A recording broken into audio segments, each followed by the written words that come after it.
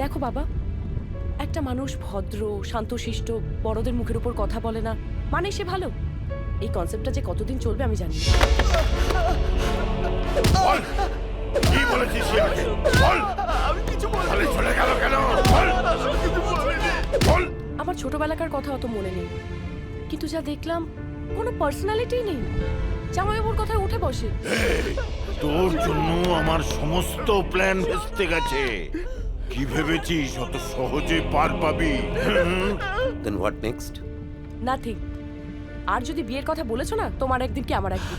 ওকে মেরো না, দোহাই তোমার, ওকে ছেড়ে দাও। ও অত শত বোঝে না। হয়েছে হয়েছে, নাকামো বন্ধ করো। ভাই বেরিয়ে আয়, নীরদ বাবু ডাকছেন। উকিল বাবু, সুধীর আসছে। আচ্ছা, কি ব্যাপার নীরদ বাবু, কি হয়েছে? হ্যাঁ আগে এখনো কিছু হয়নি, মানে হলো কি হতে পারে। কি হেয়ালি করছেন? কি হতে পারে? আগে আগামী 31শে মার্চ উজানবাবুর 28 বছর পূর্ণ হবে।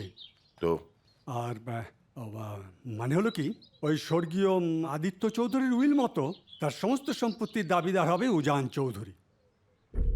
হবে না, হবে না।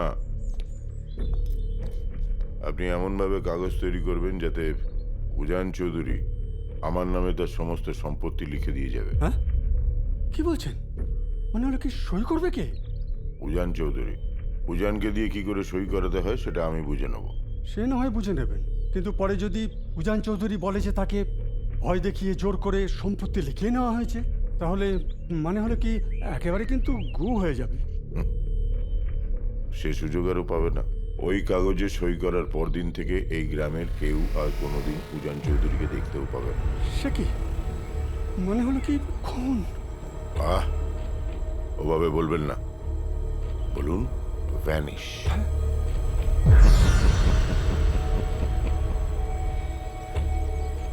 ভ্যানিশ।